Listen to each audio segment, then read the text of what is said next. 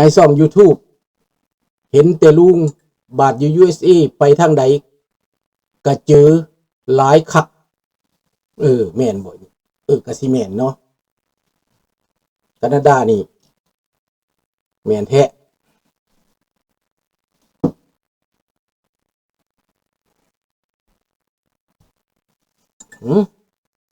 เอาเนาะบัดนี้เนาะ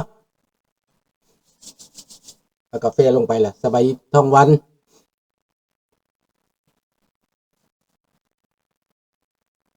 สบายดีพี่น้องลูกหลานลาวไทยหัวใจเดียวกันเพื่อเสรีภาพและประชาธิปไตยทุกท่านหวังว่าเสียงคงดีเนาะยินดีต้อนรับทุกท่านเข้าสู่รายการเสียงประชาชนลาว Voice of the Lao People Welcome to everyone Bienvenue à toutes et à tous ยินดีต้อนรับทุกท่านเนาะสวัสดีครับสบายดี Good morning Bonjour ขอห้องเพลงศาสตร์ไปเลยเนาะศาสตร์ลาวตั้งแต่เดิมมาขึ้นชื่อลือซาอยู่ในอาซีศาสตร์ลาวผูกพันไมตรีความสามัคคีฮักโฮมกันหากศาสตร์หากปาฏิเทาหากเจ้าปุกิจกีสาภูมิฮักความศาสนาแต่บูหันมาฮักษาดินแดนบ่ให้สัตว์ใดมาล้วนหาวีลบกวนหยาดแย่งสิ่งเอาพายขึ้นเข้ามารู้วุ่นวายสู่จนตัวตายต้านทานศัตรูสวยเสือชูเลือดเนื้อเสือเผาพื้นผู้กูเอาบันเท่าถูกกันเอาขอบใจหลายๆเด้อพี่น้องเด้อ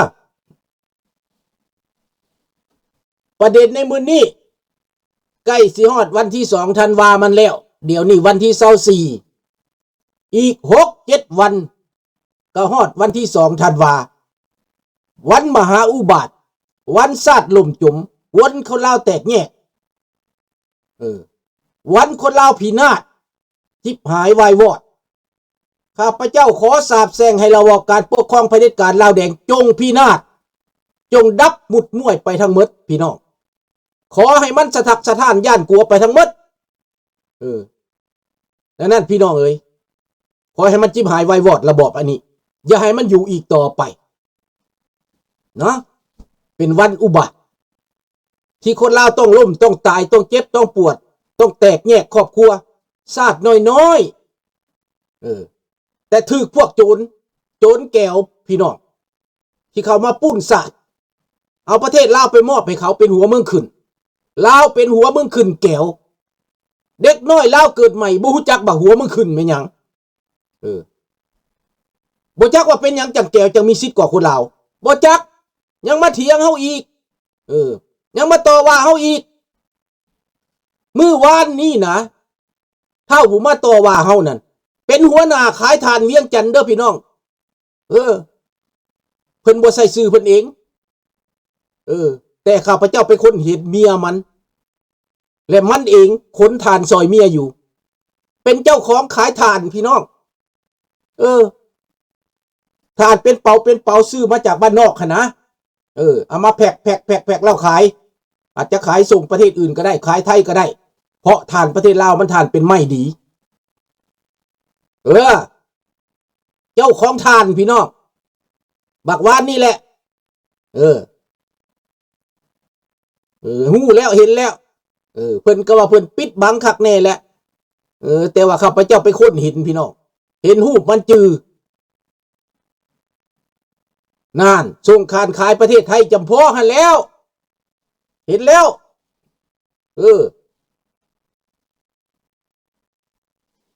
ในที่สุดคนเฮามันก็เห็นนะคนขายทานมันก็ยังมาอวดหมู่มากล้าเก่งใส่หมู่พี่น้อง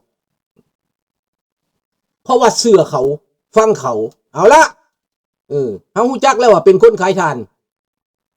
มันก็เว้าไปซะแล้วเนาะมันตัวเนาะคนอวดหมู่ดิคนอยากดังดิ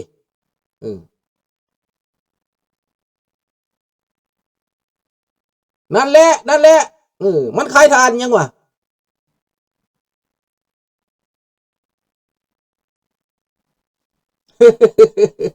ลูกเห็นแล้วไปเห็นแล้วโอ้ยเนาะไหนบวชว่าเรียนจบจากรัสเซียว่าซั่นเรียนจบจากขายทานบ่เป็นหยังจากเสารับทานจากประชาชนมาเขาเฮ็ดใส่เป๋าปานนั่นน่ะเป๋าบักใหญ่เด้มันมาแล้วมันจะมาแบ่งขายบ่เฮาก็บ่ฮู้เนาะเต็มบ้านมันมีแต่ทานหมดแหละคนประมาณ40นี่แหละ30กว่า40นี่แหละ40ปลายมันก็ว่ามันเก่งบ่เป็นหยังเฮาผู้เถียงหลายเด็กน้อยสบายดีอย่าลุงพูดเนาะสบายดีสอนสบายดีทุกท่านสบายดีตาตาราเนาะ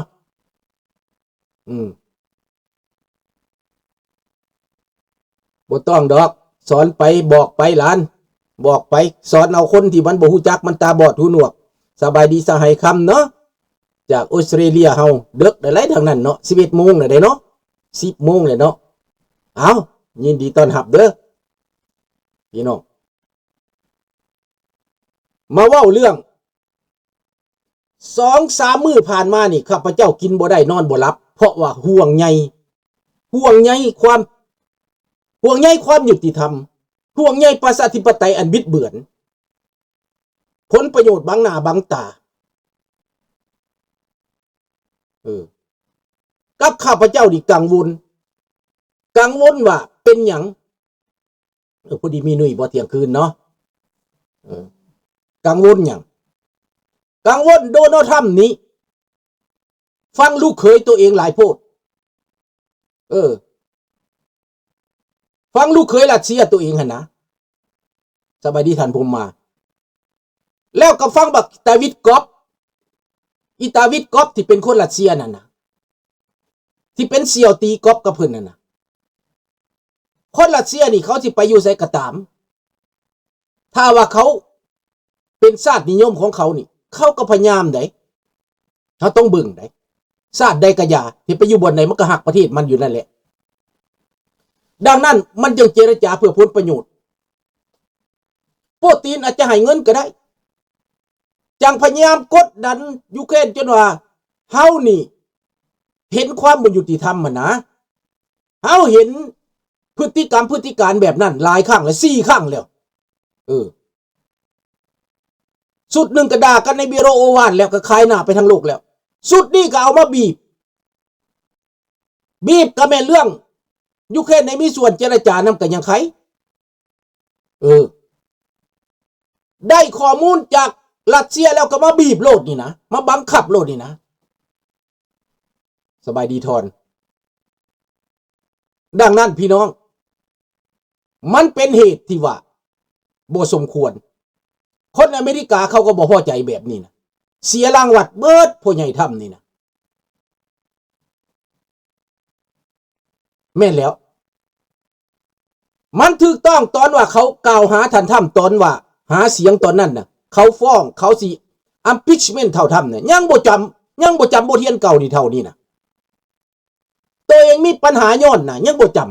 ำแต่ครั้งนี้นี่มันเปิดแปลนได้นี่ถ้าเขาสิเอาคืนนี่ตอนลงจากประธานาธิบดีนี่เขาเอาคืนได้นี่เดโมแครตเอาคืนได้ลงจากประธานาธิบดีปั๊บนี่เขาเอาได้นี่นะเขาบอกว่าเจ้านี้นะ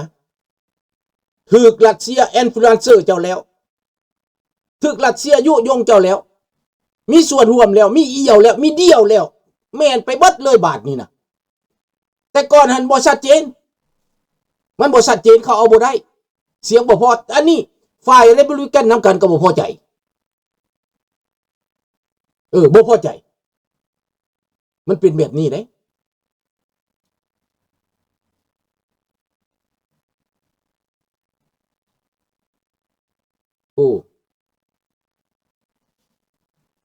ดังนั้นพี่น้องในเมื่อเป็นเส้นนี้พี่น้องเอ๋ยห้องแล้วทอนเพลงสัตว์ห้องผ่านมาแล้วเด้อสบายดีน้ำจอน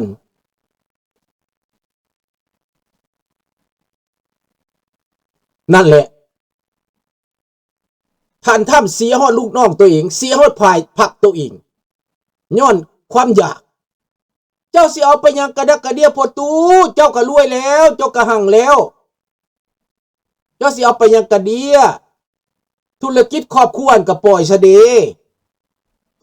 เอาความจริงเอาความดีไว้เป็นอย่างวะพอตู้ทำเอ๋ยที่คอยอยากได้เจ้าม่านอยากได้เจ้ามาเพื่อต่อสู้เพื่อประชาธิปไตยได้แต่ว่าครั้งนี้มันเสียรางวัดอยู่บนใดบอนว่ามาโกโรบิโอเซกเรเตอร์เดตารัฐมนตรีต่างประเทศบ่ได้เข้าร่วมในการร่างกฎหมายอันนี้ร่างข้อสันติภาพอันนี้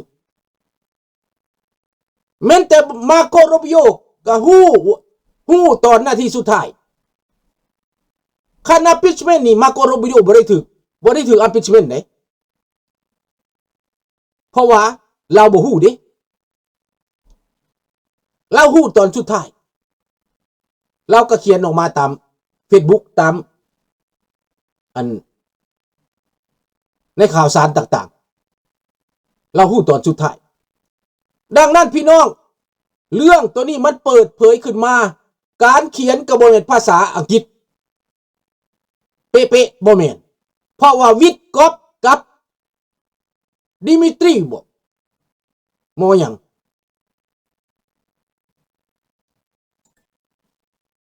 มันบ่ได้เป็นคนอเมริกา 100% ภาษาบ่แม่นอเมริกา 100% เฮามาอ่านเบิ่งแล้วบ่แม่นมันเป็นภาษาของรัสเซียผสมแปลมาจาก Google แปลมาจากLGBT มันแปลมาจากมันเลยบ่ละเอียดมันบ่เป็นภาษาทางการแต่ละจุดเขาก็เอามาเบิ่งมาหมาย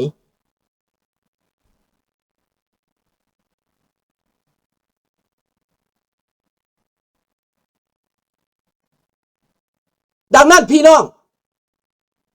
ในเมื่อเป็นแบบนี้ฝ่ายเซนาเตอร์ฝ่ายทางการเมืองสบายดีชมพูเขาออกมาวิพากษ์วิจารณ์แม่นแหละ translate by Google เขาออกมาวิพากษ์วิจารณ์เขามาวิพากษ์วิจารณ์กันเป็นสนองเนือนนั่นเขาต่อว่าต่อขานเสียงอย่างอัมพิชเมนก็มีเสียงคัดค้านล่วงหลายไพมากดังไปทั่วกล้องกระชอนทั่วโลกเสียงดังกล้องไปทั่วยุโรปฝ่ายยุโรปฝ่ายพันธมิตรตัวเองคัดค้านกันจนหมด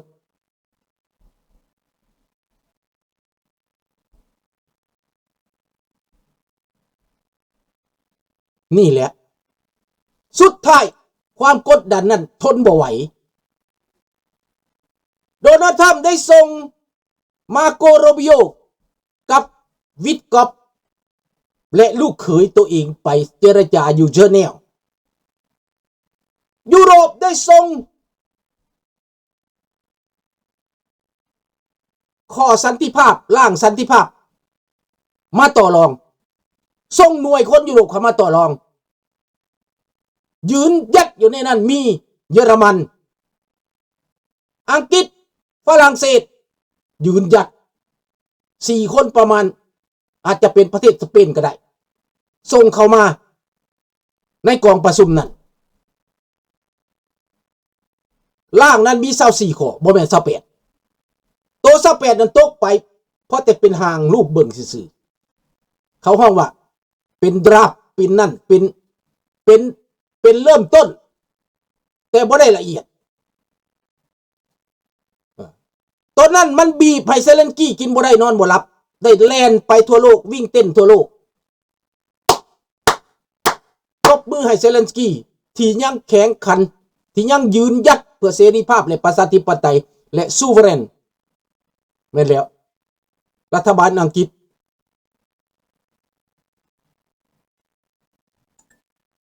เป็นหลักเป็นตอนดังนั้นก็แน่นอนโดนัลด์ทรัมป์บ่อยากค่อยพอใจปานใดว่ายูเครนนี่เนรคุณว่าซั่น